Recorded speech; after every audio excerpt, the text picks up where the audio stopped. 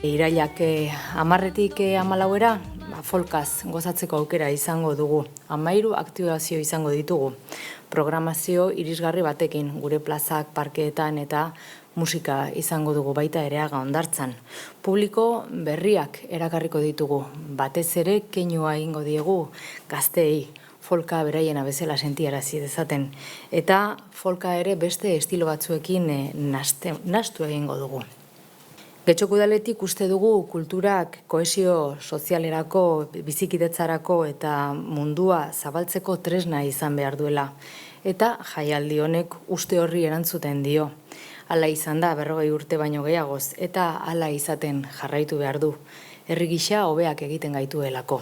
Nazioarteko jaialdiak 41. edizioa du. 40 urtetako ibilerari bateko bat gehituko dio eta horretan gako izango dira aurten, aurrekoetan bezala, kalitatea eta aniztasuna, baina azpimarratzekoak emakumeen presentzia, Estrella Morente, Carmiño, Keiperkelli edo Txambao kasuekin besteak beste, Euskal Folkaren erreferentzialtasuna, Ene Kantak, Utxun Txalaparta edo Benito Lertxundiren eta Xabier Severioren parte hartzearekin, eta azkenik partaidetza izango da gako handietako bat.